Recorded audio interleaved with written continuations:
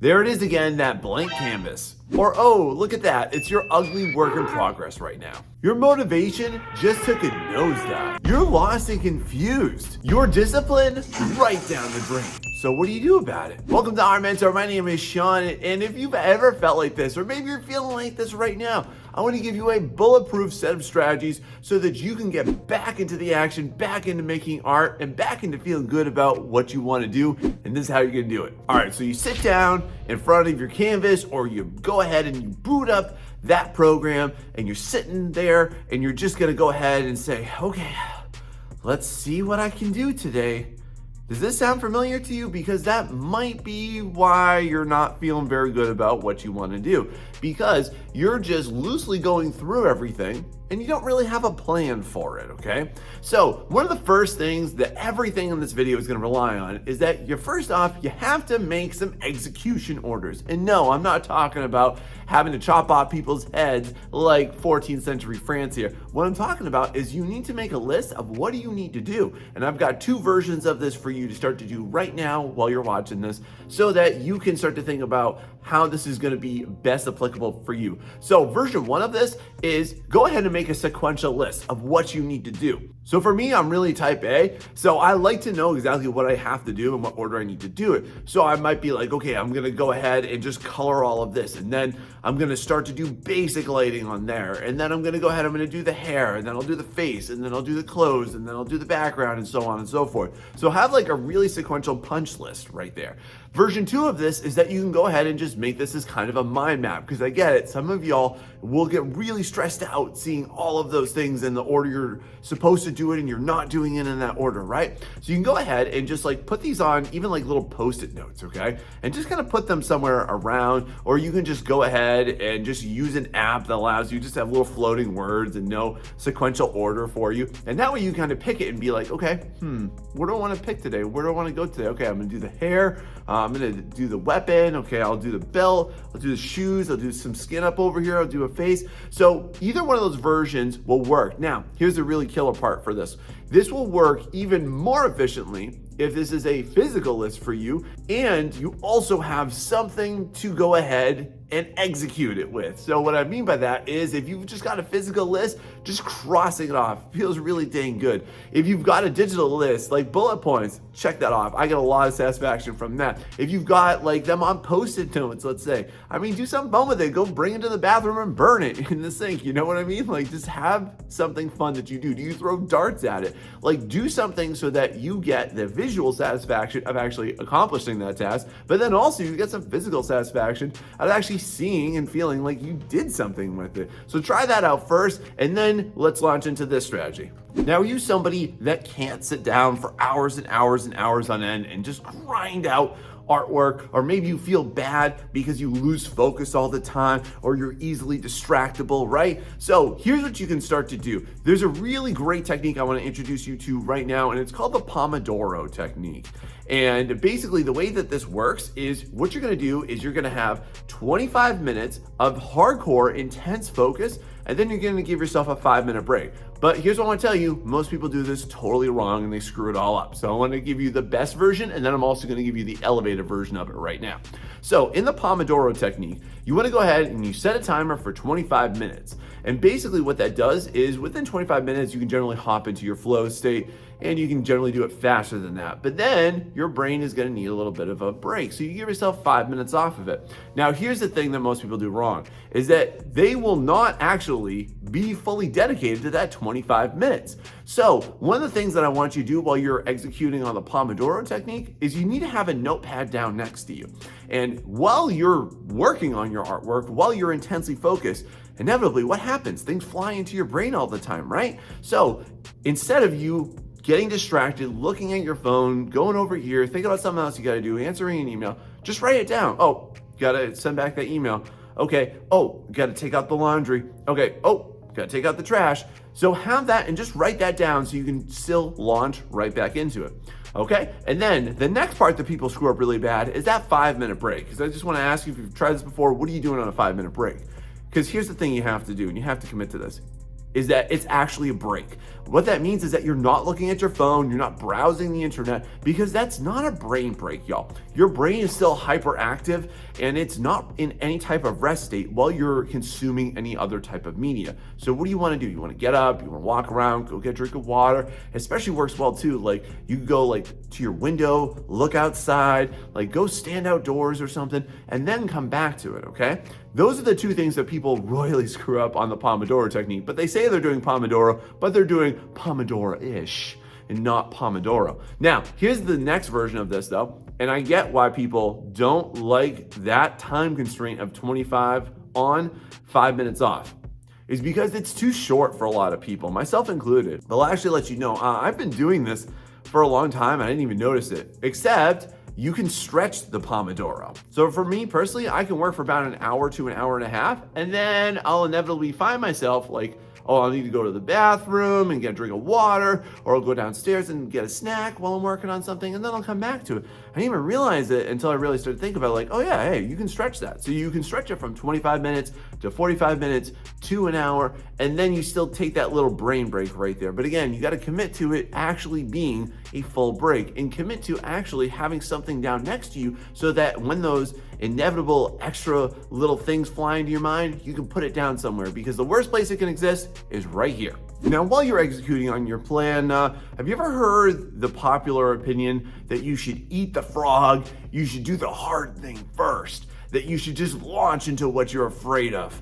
Well, I don't agree with that actually. And that might surprise you based on what you've seen across my channel before, but yeah, I really don't dig that. And I'm gonna suggest an alternative that I think you're gonna really like, especially because right now as you're watching this, you're probably feeling a little frustrated with your art and you don't know what to do. So instead of you launching into the hardest thing, I want you to give yourself some easy wins here. So here's what I mean by that. Go ahead and take a look at your current artwork that you're inevitably struggling with, you're not sure what to do with, or you're overwhelmed with because there's too much to do.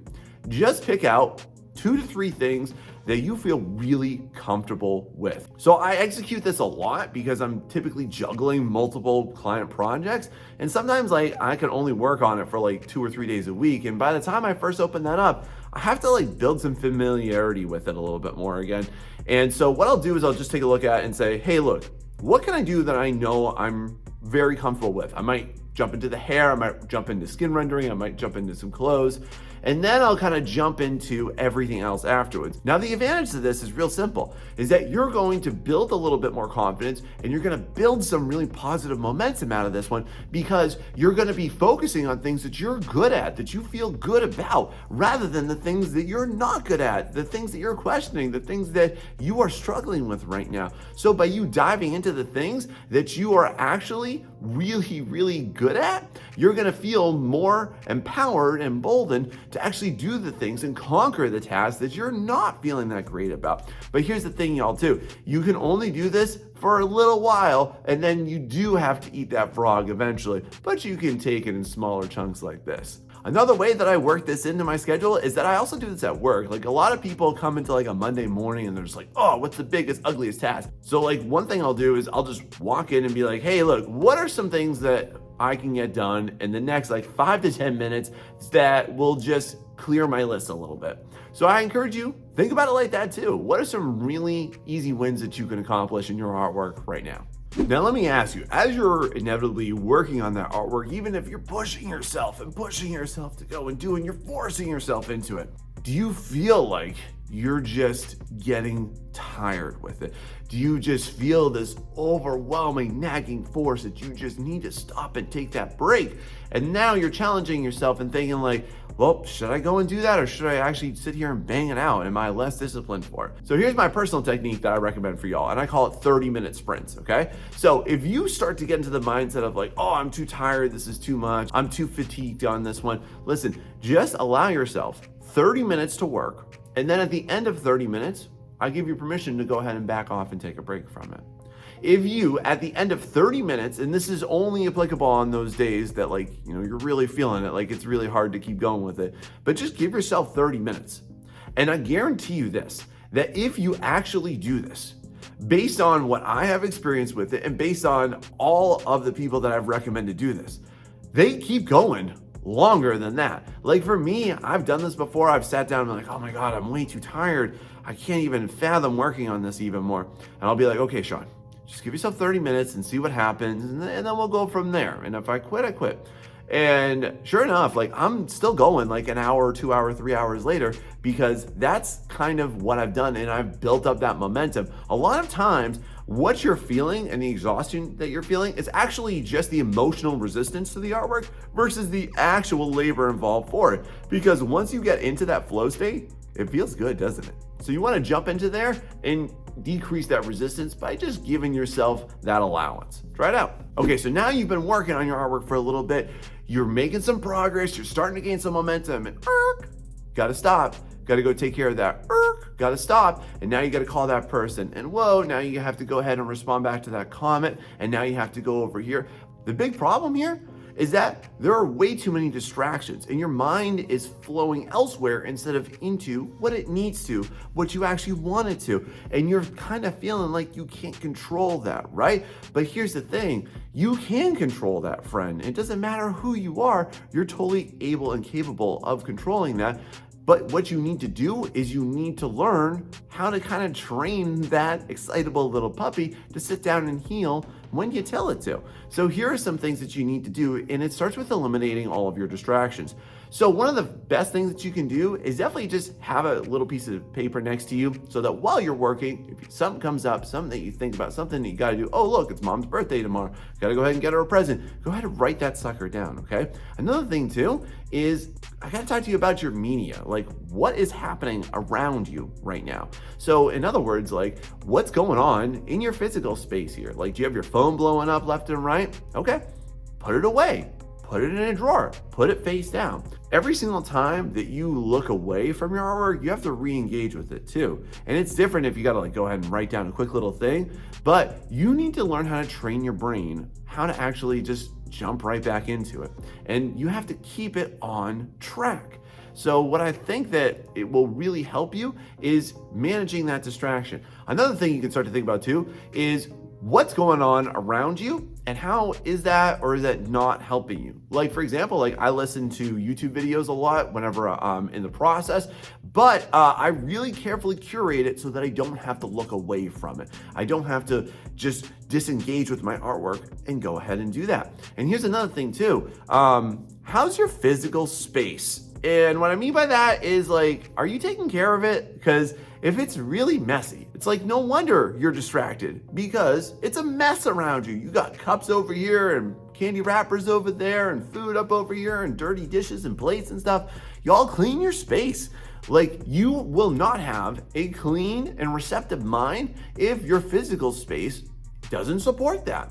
It's kind of like if you were to want to bring home like a foster kid and your entire house is just a hoarded mess. Of course they're not going to feel comfortable, and of course you're not going to be allowed to do that. So definitely think about your art just like that. You got to take care of that physical space so that you can actually give it the care that it needs. Are you taking care of this? Are you taking care of your distractions too? Tell me down below about how you're helping to manage that. So it's no doubt that a lot of artists just like you, Fred, you are really seasoned, you've been doing this for a long time. Maybe you've gone to school, you've taken courses or classes, and you consider yourself pretty educated. You know what to do up here, but it's just not translating onto your canvas, onto your paper, onto whatever media that you're working with, right? And because of that, though, you're starting to feel like you're hitting a wall and you're starting to feel like there's just no way out of this. You don't know what to do. And my friend, that is the issue, is that you just don't know what to do. You see, a lot of artists exist kind of like an ant in a jar, and they just keep searching for a way out. But you kind of have to understand this, is that in you leveling up and getting to the place that you want to be at with your artwork, you have to destroy your own ignorance, because at the same point, like you can only do to the extent that you know how to do. So my friend, I want to definitely invite you to be a part of some type of artistic community, whether it's really big or really small and just a couple of people, just you and one other person, whatever. But you got to make sure that you have a certain community that you can go to and you can ask for help and advice. Through doing this, you're going to exit your own echo chamber, because that's where most artists live and die, unfortunately, is that they'll only bounce around their own ideas in their own head instead of seeking it elsewhere. And just to give you some ideas on where you can go for this, there's like Facebook groups, there's Discord servers. I have a Discord server. It's right down below here in the description, so go ahead and check that out if you want to be a part of that too. Maybe you need extra help too. Maybe you need a mentor. Maybe you need somebody to actually show you what to do and tell you how to do it and give you help and advice that will revolutionize the way that you think. For example, like I have my own mentorship. You can check that out in the description too and learn all about it and how it's helped transform the lives of many artists just like you too. But you have to think about, no matter what you want to do about it, you have to think about how are you going to learn and acquire new skills and new information, because right now, you just don't know how to do it. So go ahead and start looking elsewhere for it too.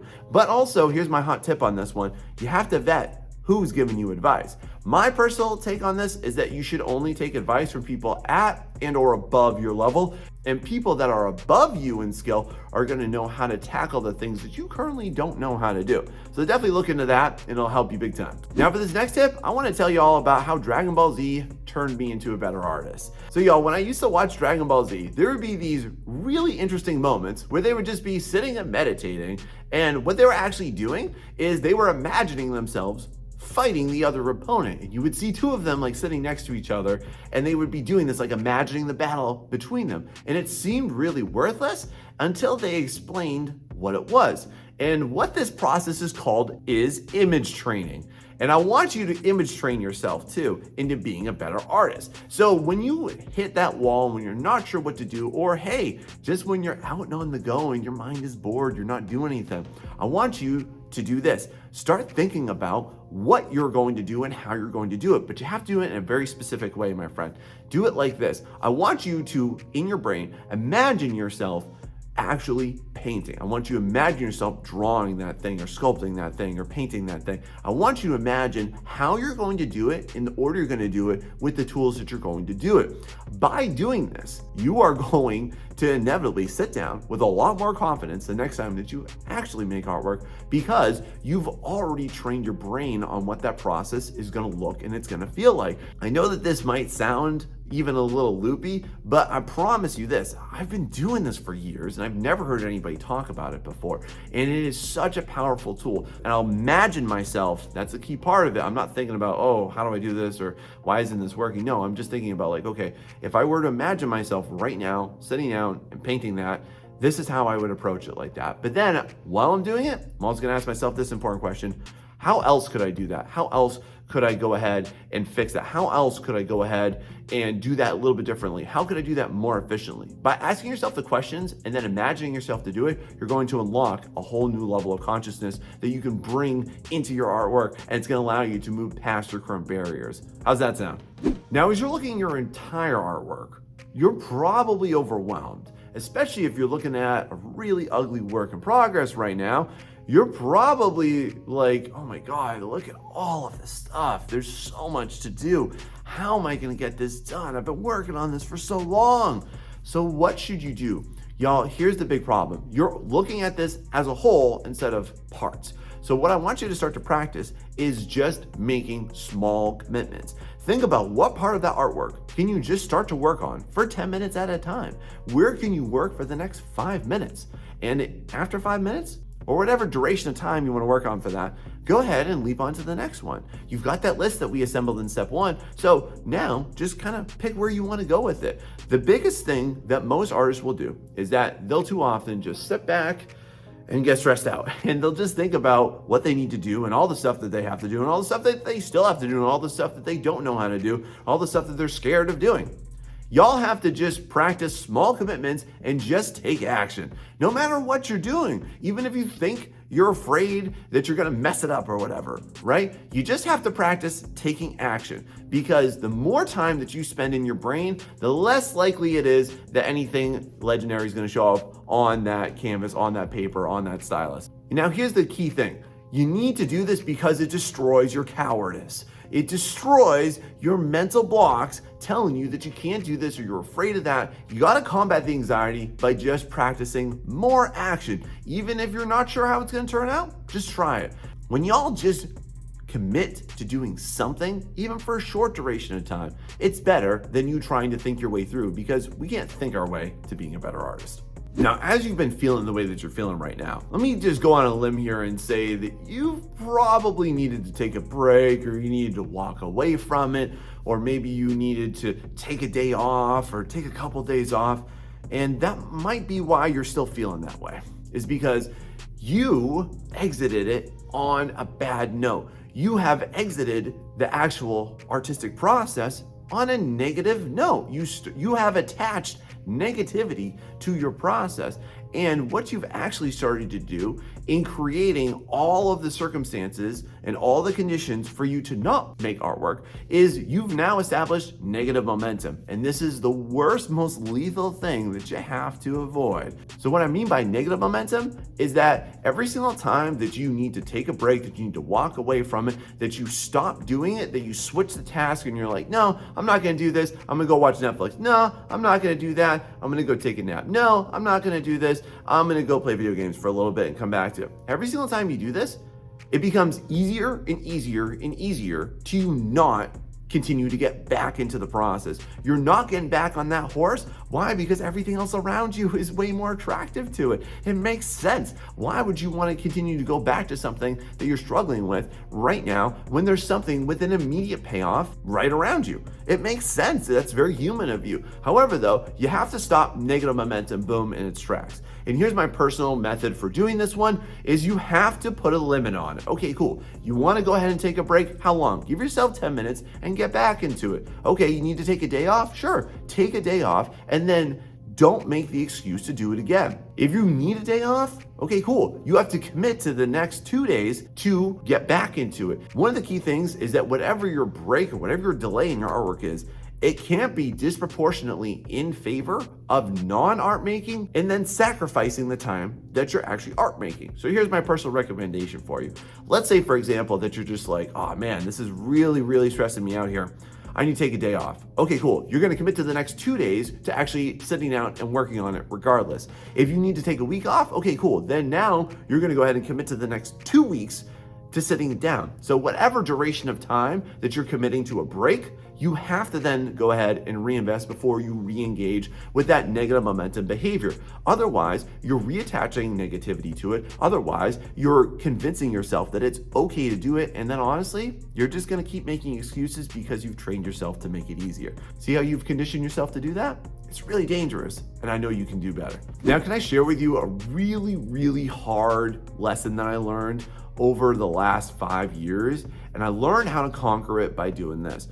Tell me this, do y'all ever have a really rough time going to sleep? Do y'all ever wake up the next day, don't even feel well rested? Or do you sit up in bed late at night and you're just thinking about everything and maybe you're stressing about your artwork? Oh, I gotta do this, I gotta do that, I gotta email that client, I gotta go ahead and follow up with that inquiry. So whatever you're doing there, it's keeping you awake at night and you even get inundated with little things that keep flying at you. And of course, what's gonna happen there? It's going to infect your art life. It's going to prevent you from actually doing the things that you want to do, that you actually need to do, isn't it? So on that note, how do you stop that? Well, me personally, I've tried a lot of things. I tried going to bed early, but guess what? Then I would still stay up the same amount of time. I'd still stay up for another hour or two if I went to bed an hour early. So one thing I would try and do at one point was I started taking melatonin pills. And I tried all different brands and it just wasn't working for me. What happened was that it would work for a very short duration of time and then the same issue arose and I would blame it on that supplement, but it wasn't the supplement, it was me. And this is a danger, I think, in a lot of people taking melatonin supplements to try and help themselves sleep is that they already have melatonin. Like it's a natural chemical in your brain. You have that for the most part, unless you have some biological disruption for that. So here is my bulletproof method that I now use, and it sounds so simple, but I promise you this, if you practice it, you're gonna go to sleep within 5 minutes. And here's what it is. The next time that your brain starts flying like a little monkey that you can't catch and it's flying away from you, right? Just say these 3 words, not right now. That's right, it sounds really simple, doesn't it? Not right now. So what often happens is that our brain is just like on hyper overdrive and we're thinking about this and we're thinking about that and we're thinking about this. I just want you to say this to yourself right now. Not right now. Okay. Oh, I got to go ahead and do that. Not right now. Oh, I got to send that email. Nope, not right now. Oh, I got to remember to do this tomorrow. No, not right now. No, you don't. So what you're trying to do here is you're conditioning your brain that this is sleep time, that this is downtime, that this is not my time to be hyperactive. I've exited that earlier in the day, but right now it's boom. Not right now, it's time for sleep. You're like training a puppy or training a child on what to do or not to do. This is kind of like when your kid is like, daddy, daddy, mommy, mommy. And you're like, no, excuse me, I'm talking to an adult. Excuse me, I'm talking to an adult. Excuse me, I'm talking to an adult. And eventually that child learns that, oh, I have to wait until mom or dad aren't talking anymore and then I can talk to them. It's the same thing with your brain. Now, here's the other way to supercharge this. While you're sleeping, have next to you a little notepad. All those things that fly into your brain, write it down. Because the worst place for you to try and organize is in your head. Your head is literally the worst organization system possible. So you can't do that, friend. So go ahead and write it down, let it exit your brain, and then boom, jump right back into what you need to do and what you mean to do, which is sleep. And again, the next time something comes up, not right now. Takes a little bit of practice, but I guarantee you, if you practice this for a week, you'll be flying to sleep. I personally fall asleep in less than 5 minutes ever since I started to use this. No supplements, no going to bed crazy early to try and pull it off either. It's real easy. Try it out. Now, the most critical thing that you want to do if you really want to fast forward and level up your life is avoid the bad advice that you're hearing all over the internet. That's not helping you, friend. And to let you know which ones those are, I made a whole video about it right here. Go check it out.